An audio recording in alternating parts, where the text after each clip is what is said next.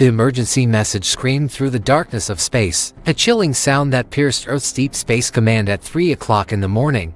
Most folks were asleep. But Admiral Kate Morrison was wide awake, already on the bridge of humanity's biggest warship, the USS Titan. She read the message 3 times, just to make sure her eyes weren't playing tricks on her. The Velari, one of the galaxy's oldest species, were flat out begging for help. Their whole civilization was about to be wiped out by the Corvox Dominion, and every other species had already thrown in the towel. Kate looked at Commander Jack Sullivan, her second in command, a tall man with gray hair who'd been with her for 15 years. His face was grim as he stared at the tactical display, showing a battle raging 12 light years away. "They laughed at us 6 months ago," Jack said quietly.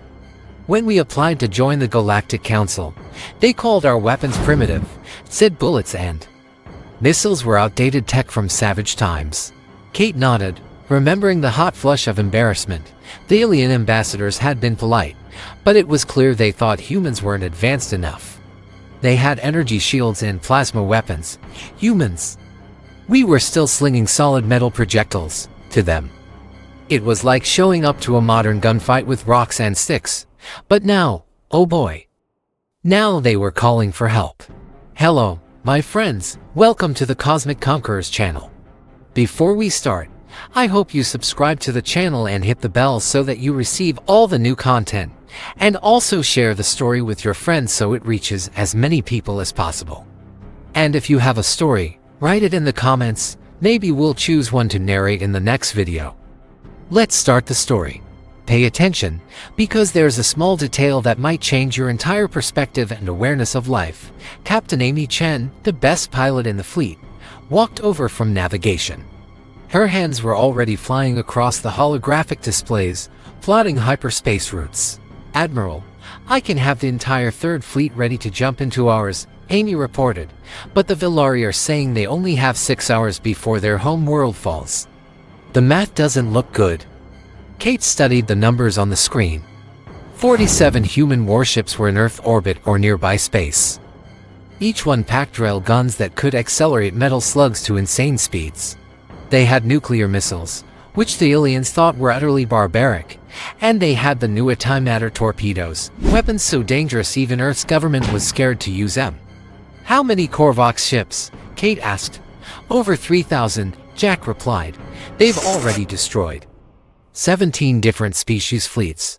The Corvox have adaptive shields that learn from each attack. Energy weapons become useless after a few shots." Kate cracked a small smile. Not a happy one, but the kind that says, "I know something you don't." Energy weapons become useless.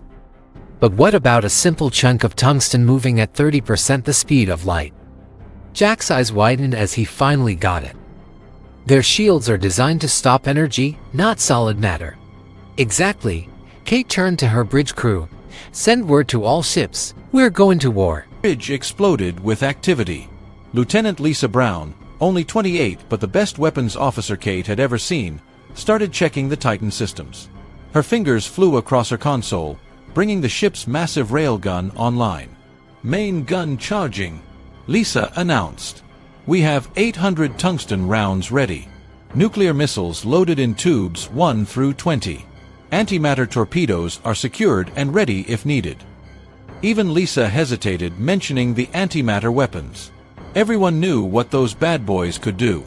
A single torpedo could flatten a city, and they had 50 of them. Down in engineering, Chief Engineer Paul Wright was pushing the ship's engines to their absolute limit. The fusion reactors hummed, generating enough juice to power a small country. He'd been working on the Titan for 3 years, knew every bolt and wire. "Admiral, we can make an emergency jump, but it'll drain our power reserves," Paul reported over the intercom. "We'll arrive with maybe 60% power. Shields will be weak for the first few minutes." Kate weighed the risks. Jumping into a battle with weak shields was super dangerous, but waiting meant letting billions of innocent people die. "Do it," she ordered. "All ships, prepare for emergency jump. We go in hot and hard." Captain Bill Foster's voice crackled through from the USS Phoenix, a destroyer-class ship. "Admiral, my squadron is ready. Just say the word." One by one, All 47 ships reported ready. Captain Nancy Green commanded the cruiser group. Captain Sam Rodriguez led the frigates. Danny Martinez was in charge of electronic warfare. Each captain was a seasoned pro, each crew was sharp, and each ship was armed with weapons the galaxy had, frankly, dismissed as primitive. Kate stood in the center of the bridge, feeling the immense weight of the moment. Humanity had been trying to join the galactic community peacefully. They'd sent traders, diplomats, scientists, shared art and music. They'd tried to show that humans were more than their violent history. But now, that violent history was exactly what was needed. "Open a channel to the Galactic Council," Kate ordered. The main screen lit up with the image of the Council's military coordinator, a tall, blue-skinned, four-armed creature. Its large eyes screamed fear and desperation. "Admiral Morrison, we received your message, but your fleet is too small. Your weapons too primitive. The Corvox." Kate cut him off. "We're coming. Clear your ships from the battle zone." "But you don't understand. The Corvox shields will not stop our weapons," Kate said firmly. "Trust us or don't, but get your ships out of our way." She closed the channel before the coordinator could even respond. No time for debate, no time for doubt. Amy finished the jump calculations. Coordinates locked in. "We'll arrive at the edge of the Castari system, right behind the main Corvox formation." "Good," Kate said. "They won't see us coming until it's too late." The fleet moved into formation. The massive battleships took the center, cruisers on the flanks, and destroyers spread out in a protective screen. It was a formation humans had used in naval battles for centuries, adapted for three-dimensional space. Jack stood beside Kate, looking at the star map. "You know this will change everything. If we do this, if we show the galaxy what humans can really do in a war, they'll never look at us the same way." "I know," Kate replied. "They'll fear us. Is that what we want?" Kate thought about it for a moment. "It's better than being extinct. And maybe if they fear us enough, we'll never have to do this again." The jump drives on all 47 ships began to charge. Space itself seemed to bend around them, reality twisting as massive amounts of energy tore a hole between 2 points in the universe. The ships would travel 12 light-years in seconds, arriving at a battle that had been raging for weeks. Lisa made a final check of the weapons. Paul confirmed the engines were ready. Amy locked in the navigation. Every crew member was at their station, ready for what was coming. Kate took one last look at Earth through the bridge windows. The blue and green planet hung in space, peaceful and beautiful. It was worth protecting. It was worth fighting for. "All ships," Kate announced over the fleet communication system. "Execute jump in 10 seconds. Remember your training. Remember why we fight. Today we show the galaxy that humanity stands with those who cannot stand alone." The countdown began. 10, 9, 8. Jack gripped the rail beside him. "Here we go. 7, 6, 5. Lisa's hand hovered over the weapons controls. 4, 3, 2. Amy took a deep breath. 1. The human fleet disappeared in a flash of light, racing across the galaxy toward a battle that would decide the fate of billions. They carried with them humanity's greatest contradiction, the desire for peace, backed by the ability to wage war like no other species could imagine. The journey through hyperspace took only seconds, but for Kate, it felt like hours. She knew what was waiting on the other side. She knew what they would have to do. And she knew that after today, the galaxy would finally understand the truth about humans. They were not primitive. They were not weak. They were simply very, very good at war. The human fleet exploded out of hyperspace at the edge of the Castari system. 47 ships appeared in perfect formation, their hulls still glowing from the raw energy of the jump. For a moment, there was a stunned silence on every bridge as the human crews took in the absolute madness. The battle was bigger than anything they had ever imagined. Thousands of ships filled space, firing beams of pure energy that lit up the darkness like a deadly cosmic light show. Explosions bloomed and faded every second. Debris, broken ships, even frozen bits of atmosphere and worse things Kate didn't want to identify, floated everywhere. Lieutenant Commander Paul Wright was the first to break the silence from his station. "Admiral, I'm reading over 3,000 Corvox ships. They're advancing in a wall formation toward the planet. The Allied fleets are... they're running. He was right. Kate could see it on the tactical display. Ships from 17 different species were in full retreat, their formations shattered, their weapons barely spitting out a whimper. The Corvox ships moved forward like an unstoppable tsunami, inevitable and terrifying. The Velari home world hung in space beyond the battle, a beautiful sphere of blue and purple oceans. 3 billion souls lived on that planet. If the Corvox reached it, those people would become slaves, or, even worse, dust. "Communications are going crazy," reported Lieutenant Carol Phillips from her station. "Every Allied ship is asking who we are. The energy signatures from our ships don't match anything in their databases." Kate could totally imagine their confusion. To the alien sensors, the human ships must have looked, well, strange.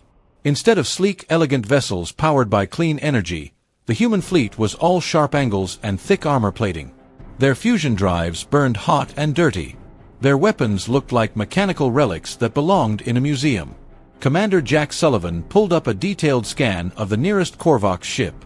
It was beautiful, in an alien sort of way, all graceful curves and flowing lines, covered in a shimmering energy shield that sparkled like a soap bubble. "Their shields are configured to stop energy weapons," Jack observed. "Look at the frequency modulation. They're actually learning and adapting in real time. No wonder the Allied weapons stopped working." Captain Amy Chun spoke up from navigation. "Admiral, the Corvox haven't noticed us yet. They're focused on the fleeing ships. We have maybe 30 seconds before they detect us." Kate nodded. 30 seconds to change the course of the battle. 30 seconds to save an entire civilization. "Lisa, target their flagship," Kate ordered. "Single rail gun shot, center mass." Lieutenant Lisa Brown's fingers danced across her console.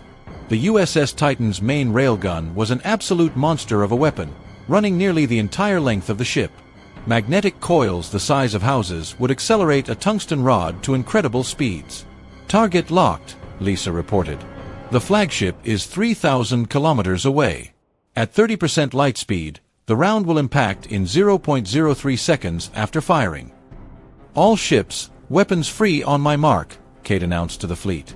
"Remember, their shields won't stop kinetic weapons. Make every shot count." The Galactic Council's military coordinator suddenly popped up on the screen, his 4 arms waving frantically. "Unknown vessels, identify yourselves. You are entering an active combat zone. The Corvox will destroy you." "This is Admiral Morrison of the Earth Third Fleet," Kate replied calmly. "We're here to help. Clear your ships from the engagement zone." The coordinator's large eyes grew even wider. "Earth. But your application for membership was rejected. Your technology is primitive. You cannot." Kate cut the transmission. "No time to explain. Actions would speak louder than words, right? Fire," she ordered. The Titan shuddered as the railgun discharged. To the human crew, it was the familiar whine of capacitors dumping their charge, a brief vibration through the deck plates. To everyone else in the system, nothing seemed to happen. For 2.3 agonizing seconds, the tungsten rod traveled through space, invisible to sensors, too fast for any tracking system to detect. It was just a simple piece of metal, nothing more. No energy signature, no radiation, no exotic particles. Just pure mass and velocity.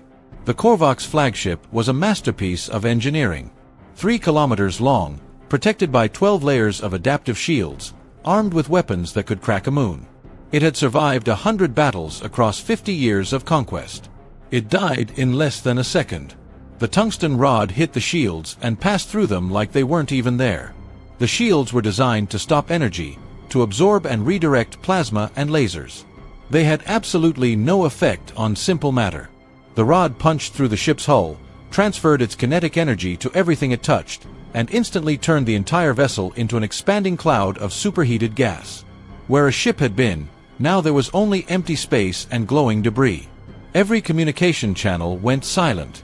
Every sensor operator in every fleet stopped what they were doing and stared at their screens, jaws probably hanging open.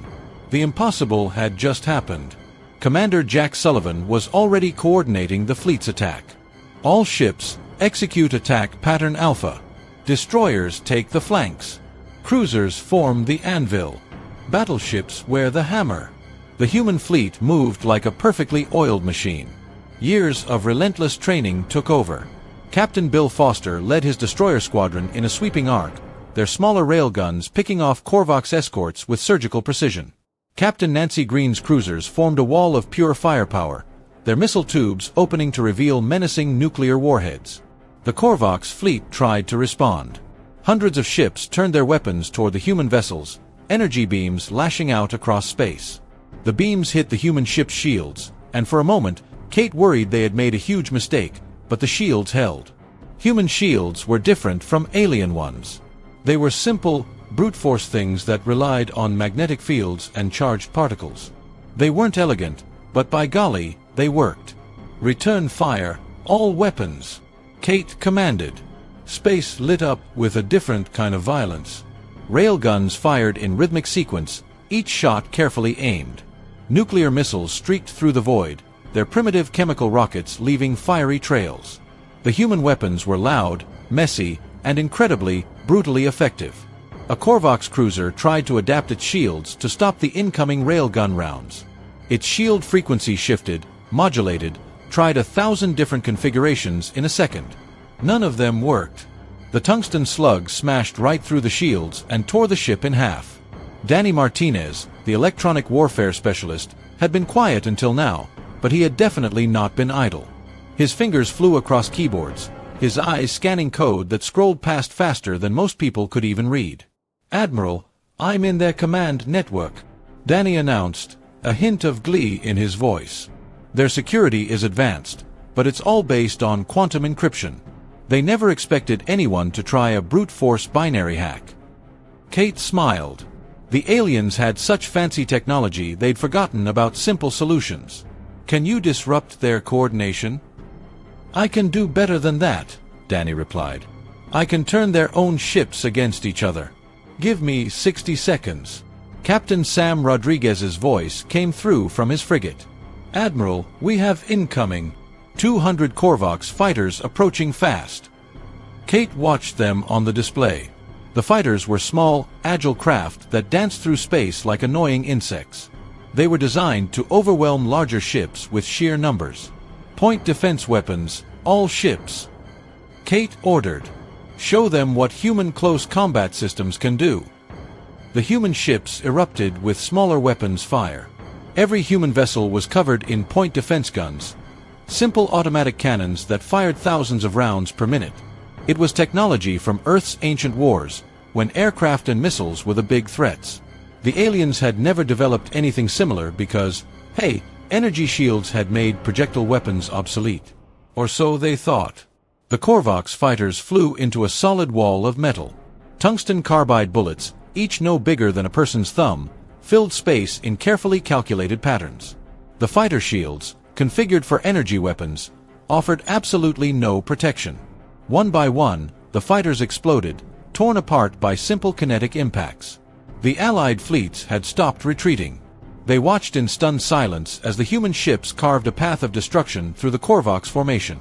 In just 10 minutes, the humans had destroyed more enemy ships than the combined Allied fleets had managed in 2 weeks. Lieutenant Lisa Brown reported from weapons. "Admiral, we're down to 60% ammunition on railguns. Nuclear missiles are at 70%. The antimatter torpedoes are still in reserve." Kate checked the tactical display. They had destroyed nearly 400 Corvox ships, but over 2,000 remained. The mathematics of war were simple and brutal. They were winning, but they couldn't win through attrition alone. "Danny, how's that hack coming?" Kate asked. "Almost there." "Got it," Danny exclaimed. "Watch this." Suddenly, a squadron of Corvox destroyers opened fire on their own fleet. Their weapons, now controlled by Danny's infiltration of their systems, targeted their allies instead of the humans.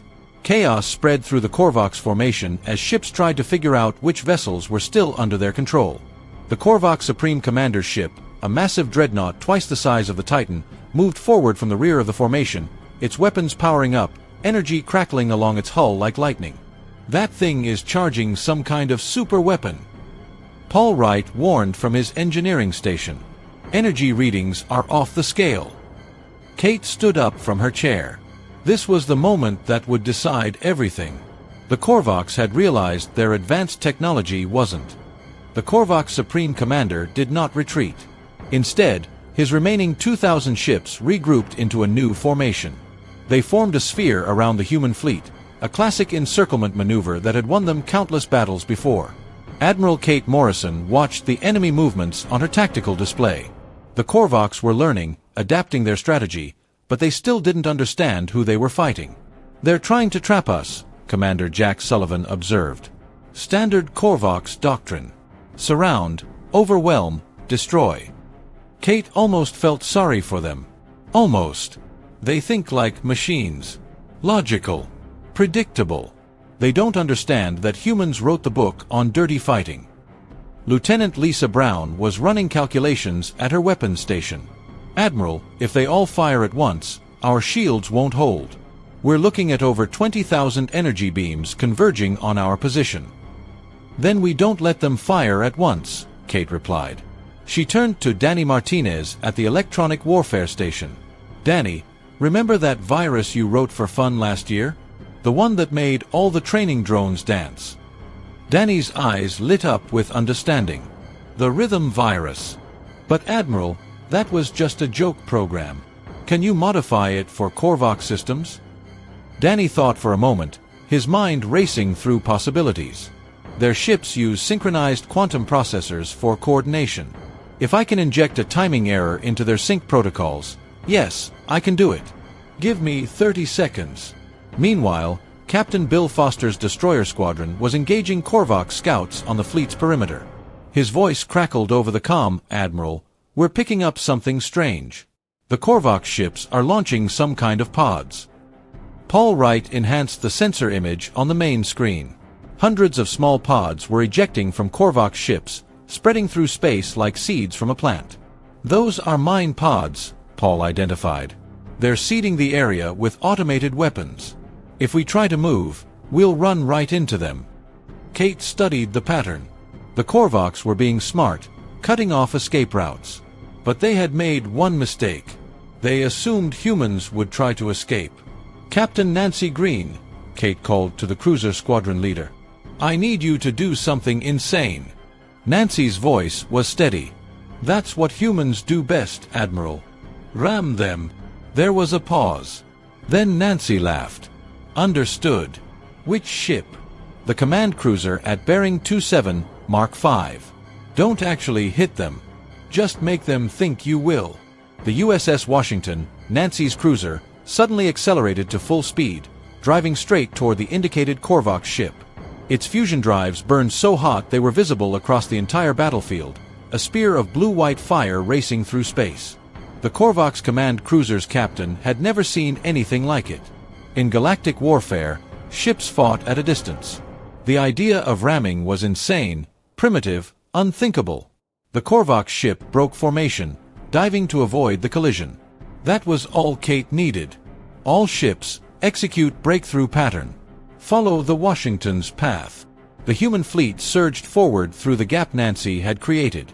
Rail guns fired continuously, clearing mine pods from their path. The Corvox sphere began to collapse. But it was too late. The humans were already through. "Virus uploaded," Danny announced. "Activating in 3, 2, 1. Suddenly, the Corvox fleet's perfect coordination shattered. Ships began firing at slightly different times, their weapons no longer synchronized. Instead of 20,000 beams hitting at once, they came in waves that the human shields could easily handle. Captain Sam Rodriguez brought his frigates around in a tight arc, their missile tubes opening. "Admiral, requesting permission to use tactical nukes on their fuel depots." Kate checked the display. Sam had identified the Corvox supply ships hiding at the rear of their formation. Without those, the enemy fleet would be stranded. Permission granted. Make it count. 12 nuclear missiles streaked through space. The Corvox tried to intercept them with energy beams, but hitting a physical object moving at high speed was harder than they expected. 8 missiles got through. The explosions were visible from the planet's surface. Each nuclear detonation was perfectly placed, destroying not just the supply ships, but creating an expanding sphere of radiation and debris that damaged nearby vessels. It was brutal, efficient, and utterly human. The Velari defense fleet, what was left of it, watched in stunned awe. Their commander, a being that looked like a crystal spider, contacted Kate. "Admiral Morrison, your tactics are unconventional." "That's one word for it," Kate replied. "Can your ships still fight?" "Our weapons are depleted against their shields." "Then ram them." The Velari commander's translator struggled with the concept. "Ram? You mean physical collision? Your ships are made of crystallized carbon, right? That's harder than their hull material. Use your ships as weapons." There was a long pause. Then the Velari commander made a sound that might have been laughter. "The humans are insane, but it might work." 3 Velari ships accelerated toward Corvox targets. They were smaller than human vessels, but incredibly dense. When they hit, they punched through Corvox ships like bullets through paper. The battle was turning into chaos, exactly how humans liked it. In organized warfare, the Corvox were superior. But in a brutal melee, humans had the advantage of thousands of years of experience in desperate, dirty combat. Lieutenant Carol Phillips reported from communications. "Admiral, I'm picking up a transmission from the Corvox Supreme Commander. He wants to talk." Kate gestured for the channel to open. The screen filled with the image of the Supreme Commander, a tall figure in elaborate armor with 6 eyes arranged in a perfect circle around its head. "Humans," the commander spoke, its voice translated into flat English. "Your methods are crude, barbaric. This is not how civilized species wage war." Kate stood to face the screen. "You're right. Civilized species don't wage war at all. They talk, they negotiate, they coexist. You chose to invade and conquer, so we're not being civilized. We're being human. You cannot win. We still outnumber you. We will adapt to your primitive weapons." "Maybe," Kate admitted. "But can you adapt to this?" She nodded to Lisa, who had been preparing something special. The lieutenant's fingers moved across her console, and the Titan's cargo bay doors opened. Out flew a single missile, different from the others. It was painted bright red with yellow stripes, human danger colors. It moved slowly compared to other weapons, almost lazy in its approach toward the Corvox fleet. The Supreme Commander's 6 eyes all focused on it. "One missile. This is your great weapon." "That's not a missile," Kate said quietly. "That's an antimatter torpedo.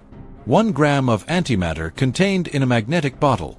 When that bottle fails, the antimatter will contact normal matter and convert to pure energy, according to Einstein's equation."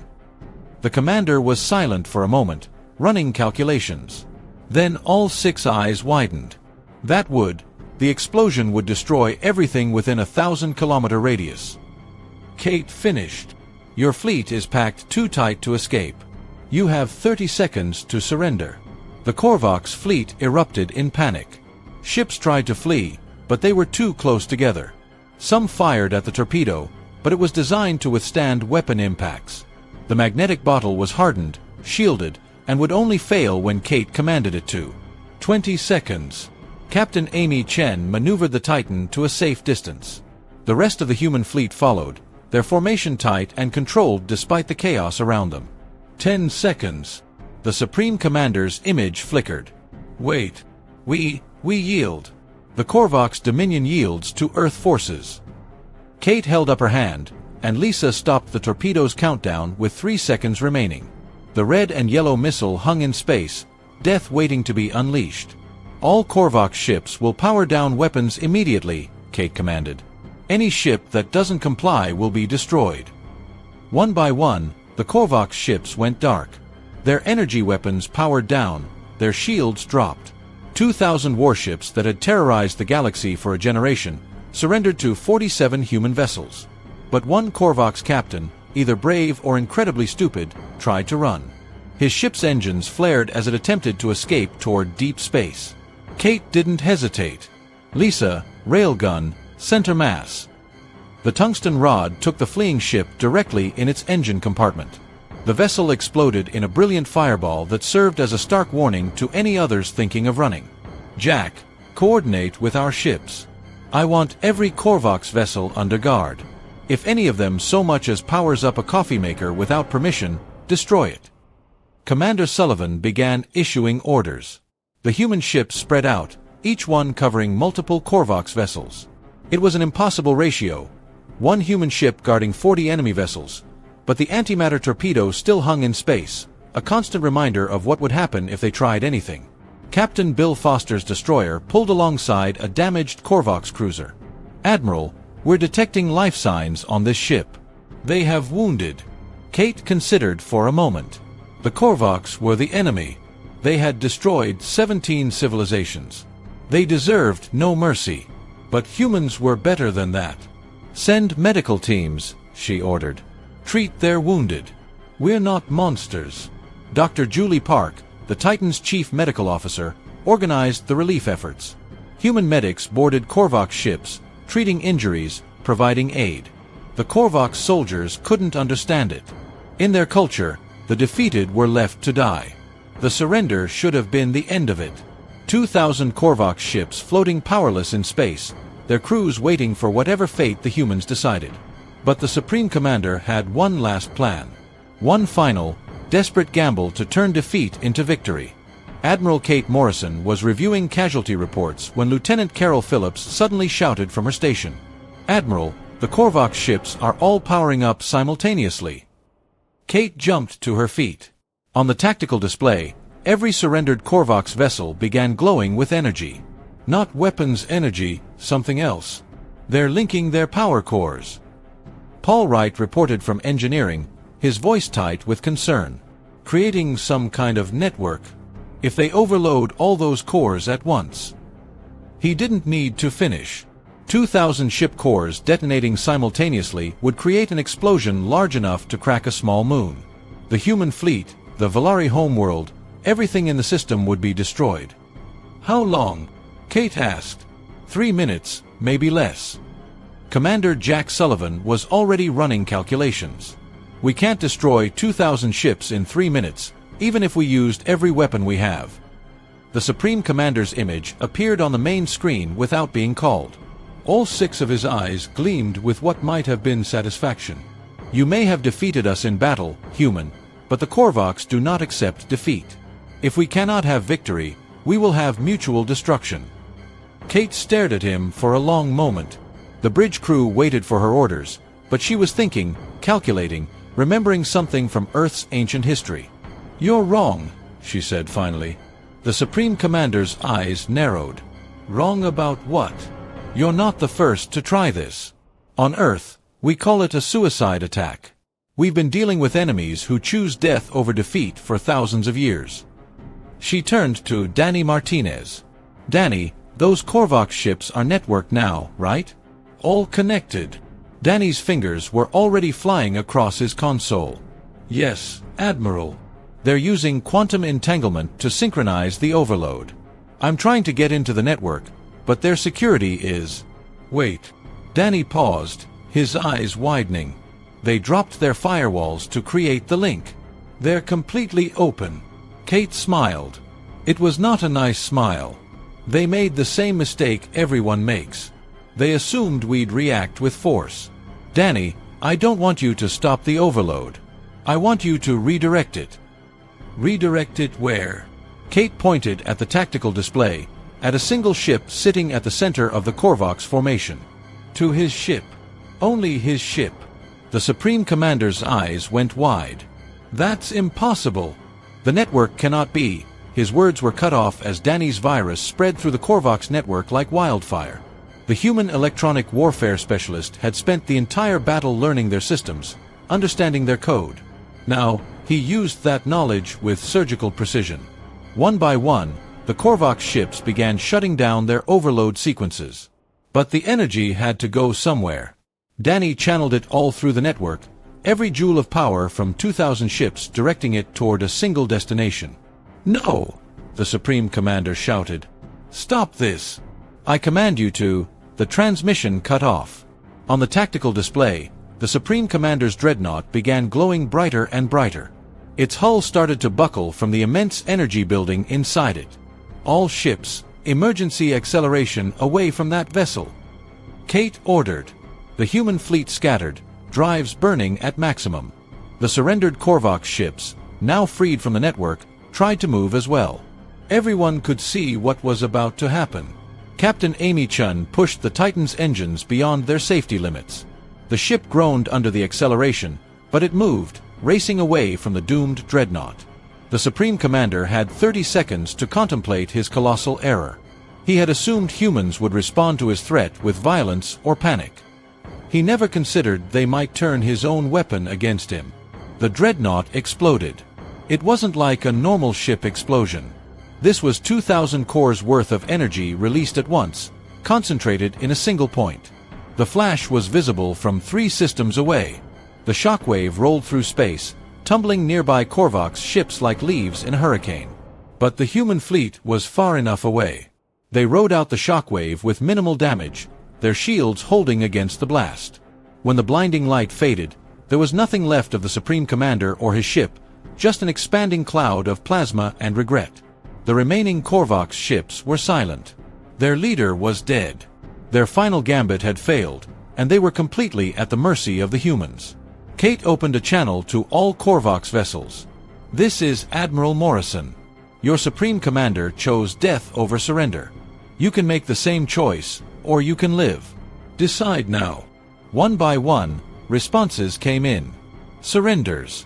Real surrenders this time, no tricks or traps. The Corvox captains had seen what humans could do. They had witnessed Earth's children turn their own ultimate weapon against them. There was no more fight left in them. But the political situation was far from over. The Galactic Council was in emergency session, and they wanted answers, like, yesterday. The main screen split into multiple sections, showing representatives from dozens of species. The council chairman, an ancient being that looked like a tree made of crystal, spoke first. "Admiral Morrison, Earth's actions today have upset the balance of power that has existed for millennia. You have demonstrated weapons and tactics that violate our understanding of civilized warfare." Kate stood straight, addressing them all. "With respect, Chairman, your civilized warfare was about to let 3 billion people die. We prevented that by threatening to use antimatter weapons, by turning the Corvox's own ships against them. These actions are unprecedented." "No," Kate corrected. "They're human. This is how we've always fought when the stakes were survival. We don't have the luxury of fighting by rules when our enemies don't follow them." A representative from the Alaran Federation, a species that looked like a floating jellyfish, pulsed with agitation. "But you're primitive. Your technology is centuries behind ours. How did you defeat the most powerful military force in the galaxy?" Lieutenant Lisa Brown stepped forward. "May I answer that, Admiral?" Kate nodded. Lisa faced the council. "You're right that our technology is simpler, but simple doesn't mean ineffective. Your shields stop energy because that's what you've been fighting for thousands of years. But they can't stop a simple piece of metal moving at high speed. You developed counters to each other's weapons, creating an arms race of complexity. We just threw rocks really, really fast." Commander Jack Sullivan added, "And we didn't fight fair. We used deception, misdirection, psychological warfare. The Corvox expected us to follow the same patterns every other species did. We didn't." The Filthari representative, saved from extinction, spoke up. "The humans saved us. When everyone else fled, they came. When our weapons failed, theirs worked.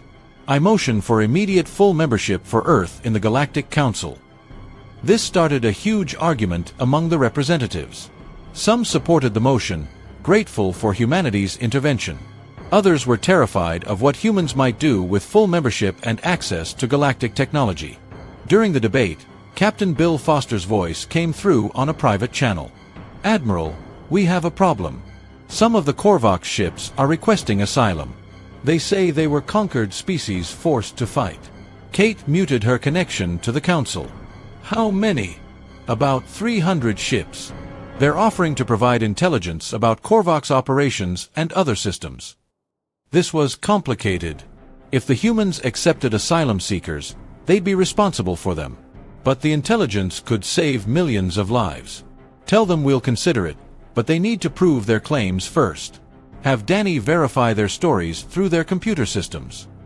She turned back to the council debate, which had grown heated. Some representatives were calling for sanctions against Earth for using banned weapons. Others were proposing humanity be given a seat on the Security Council. Finally, Kate had heard enough. She activated the antimatter torpedo that still hung in space, forgotten, but deadly. "Council members," she said, her voice cutting through the argument. "That torpedo has enough antimatter to destroy a small fleet. We have 50 more. We also have ships that can appear anywhere in the galaxy in seconds, weapons that ignore your shields, and the will to use them if threatened." She paused, letting that sink in. "But we also have medical ships treating wounded Corvox. We have engineers helping repair damaged Allied vessels. We came here not to conquer, but to help. That's what humanity offers, the strength to destroy any threat, and the wisdom to know when not to use it." The council chairman's crystalline branches chimed thoughtfully. "You ask us to trust a species that has just demonstrated the ability to destroy us all." "No," Kate replied. "I ask you to trust a species that had the ability to destroy you all and chose not to. The Corvox forced our hand.